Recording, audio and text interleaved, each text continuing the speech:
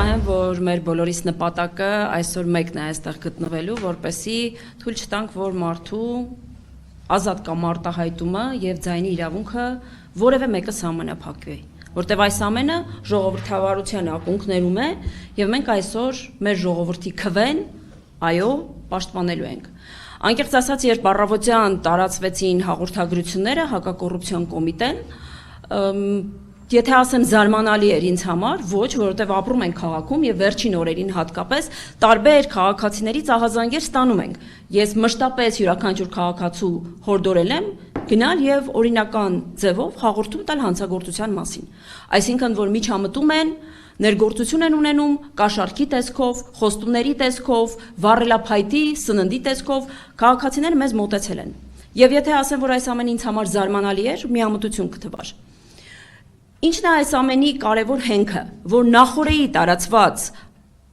ճնշումները, սպառնալիքները տեխնացուների մեկի կողմից, այսօր արդեն ներգործությունը կաշառքի միջոցով փորձում են քաղաքացուց խլել իր ձայնը, այն ամենը, ինչ վերադարձվել է 2018 թվականից։ Եվ այս ամենով նույնիսկ շատ մարդիկ ու քաղաքական ուժեր ներքաշում են այն քաղաքացիներին, որոնք տեղյակ չեն գործընթացից, որովհետև ինչպես գիտեք, քրեական օրենսգրքով եւ կաշառք տալը, եւ կաշառք ստանալը, եւ կաշառքի միջնորդությունը քրեորեն պատժելի է։ Այսինքն քաղաքացին, որը ապատեղյակ եւ իրեն թվում է, որ այսօր ինչ որ մեկը իրեն օգնություն է ցուցաբերում, ներքաշվում է եւ քրեական հետապնդման օբյեկտ է դառնում, ինչը ընդունելի է։ Այսինքն քաղաքացու սոցիալական վիճակը օգտագործել եւ նրան ներքաշել հանցանքի մեջ, դա որևէ բարոյական սահման պետքա չունենա եւ այս պարագայում ես չեմ ուզում հստակ պիտակավորումներ տալ մարդկանց, բայց պարզ է, որ նման գործարքները եւ նման գործողությունները խիստ պարսավելի են։ Քաղաքական գնահատականի առումով իմ գործընկերները խոսեցին, ես ուզում եմ ասել, որ որպես կառավարող ուժ, այո, մենք տեր ենք կանգնելու մեր քաղաքացու քվեին եւ որևէ մեկի մտքով չանցնի, որ Հայաստանի քաղաքացու քվեն կարող են իրենք գողանալ։ Սա պարզ պետք է լինի, եւ մենք թույլ չենք տա, որ մեր քաղաքացու հետ հայոյանքով խոսեն, սպառնալիքով խոսեն, հետո ընտանիքի անդամներին առավելապես տղամարդկանց գնան բերման ենթարկվեն։ Հասկանում եք, այս մարդիկ ոչինչ են, իրենց քաղաքական անցյալը ուզում են վերականգնել։ Ես ամբողջ քարոզարշավի ընթացքում կարմիր գծով անցնում եմ, սիրելի գործընկերներ, դուք եւս հետևել եք, որ տեխնացուներից մեկը ինձ որպես կին թիրախավորել եւ բուլինգ է ենթարկում։ Իրեն թվում է, թե ինձ կարելի է խեղճացնել այդ բառամթերքով։ Հայաստանը օրինական պետություն է, իրավական պետություն է եւ նման մարդկանց տեղը իրենց ցույց տված սիրելի վայրում է, գաղութում։ Ինչ մնում է այսօրվա դեպքերին։ Ցանկացած մարդ, ով փորձում է ներգործություն անել քաղաքացու վրա, վստահ չի իր ուժերին։ Ինչն է խնդիրը, եթե գյումրեցին այսօր գնում է եւ ընտրում է X կամ Y քաղաքացուն, քաղաքական ուժին, մեզ համար դա իհարկե օրենք է։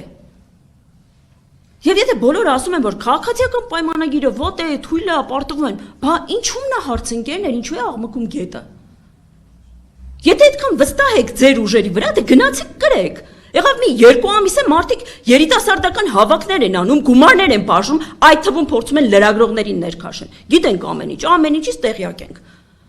Հանցագործության մասին հաղորդում ներկայացնում եք այդ մասով։ Բոլոր այն պնդումները, որոնք կան, իմ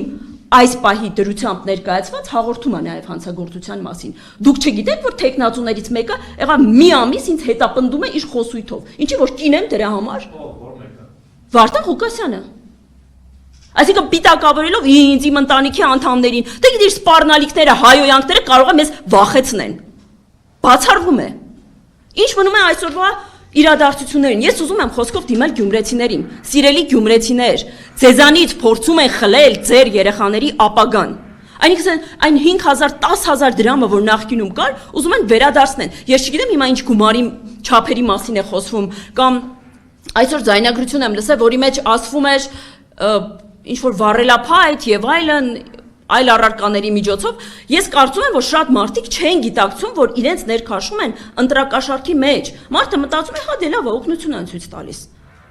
Օգնություն թող ցույց տային նախորդող ժամանակաշրջանում, հետո, բայց ոչ ընտրությունների նախաշեմին։ Եվ ուզում եմ սիրելի գյումրեցիներ, ձեզ դիմել, մի թույլ տվեք, որ ձեր երեխայի վաղվա օրը խլեն ձեզանից մի քանի դրամով։ Որովհետև սա վերաբերում է մեզանից յուրաքանչյուրին, ինձ, այս սրահում նստածներին, իմ գործընկերներին, լրագրողներին, եւ սա իրապես խնդիր է։ Ես չեմ ուզում որևէ մեկի անմեղության կանխավարկածը խախտել, որովհետև մենք ասուլիս ենք որոշել իրականացնել, հետո պարզվեց մեկ քաղաքական ուժի ներկայացուցիչի հետ էլ կապված ինչ-որ խուզարկություններ կան, թող իրավապահները համապատասխան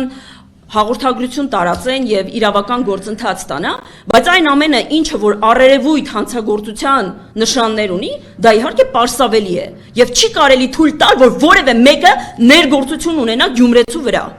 Մարդիկ գյումրեցիներին բաժանում են ամենայն հարգանքով բոլոր գյուղաբնակների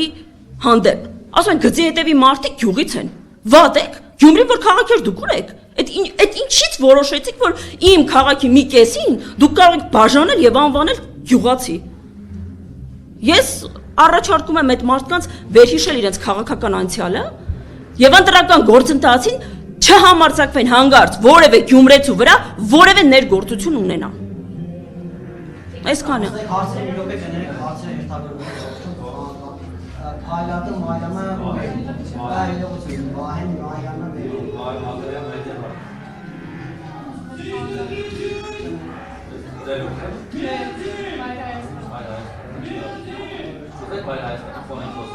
Ես կաշկանդված չեմ, յուրաքանչյուր քաղաքական ուժ իրավունք ունի իր քարոզարշավը իրականացնելու, համեցեք։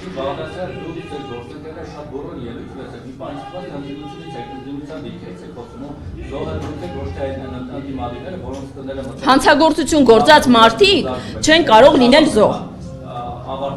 Որովհետև քիչ առաջ օրինակ Մարտուն դիրքերի տամոթենք, այնտեղ պատահեցի նրա հորը գործում, ինչ որ շիբինի գործով, որ ընդրա կամ քարոզարշավի մեկնարկից առաջ իրենց թաղում շիբին են լցել։ Իհարկե որ ձեր քաղաքապետը նորմալ ասֆալտ տաներ, լուծել շիբինի քարի չի զգացվել, բայց բարոյական եք համարում որպես տղամարդ։ Մենք դրա համար ենք եկել։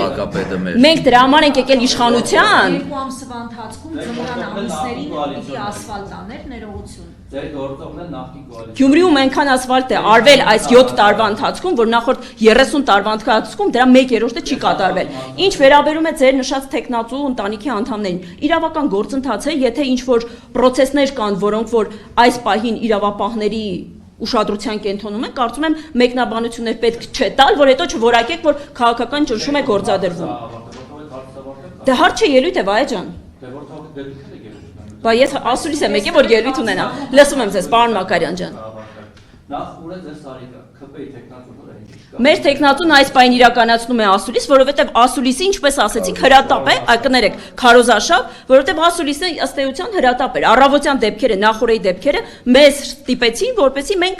ասուլիս հրավիրենք եւ մենք մեր քարոզչական գործընթացից չենք շեղվում։ Տեղեկ եք, որ ձեր գործողությունները աչքում, այսինքն ձեր իրավապահները Երևանից հրավիրել։ Իրավապահները բոլորին են վճարվում են իմ եւ ձեր հարկերից։ Իրավապահների գործողությունները Երևանից հրավիրված գործողությունների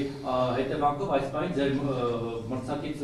ընդդիմադիր տեխնատուների քարոզարշավն է խաթարվել, նրանց ձեռքբերել։ Ինչպես տեսնում եք, մենք էլ ենք ներկա այս պահին ասուլիսին, այն դեպքում, երբ որ պետք է լինենք մեր տեխնատուի կողքին, բայց եթե կա հանցագործություն, ապա հանցագործությանը պետք է համապատասխան գնահատական տրվի։ Ես ինչպես նշեցի, առերևույթ հանցագործության ցանկացած երևույթ դրվատելի է։ Դե գիտեք, այստեղ կարևոր հանգամանքն այն է, որ նախկին ռեժիմը իր ձեռագիրը չի փոխել եւ ընտրությունները պատկերացնում է միայն ուղիղ ընտրակաշառքի միջոցով, որևէ բան փոխվել է եւ այս արվա գործողությունները կարծես լյուստրացիա էր։ Ամեն մեկը իր տերերից վազեցին իրենց քաղաքական ուժերին պաշտպանելու համար։ Դուք գործը հարուցում եք ինքնին բաղացան։ Ես չեմ հարուցում, իրավապահներն են հարուցում, Վայե ջան։ Եթե չկա քրեական գործի մեջ հանցակազմ, ապա կլինի համապատասխան գնահատական։ Ես այս պահին այստեղ եմ, որպեսի փաստեմ, Գյումրեցու քվեն չի վաճառվում։ Մնացածը իրավապահների տիրույթում է, հուսանք, որ ձեզ կբավարարեցնի ընթացքը։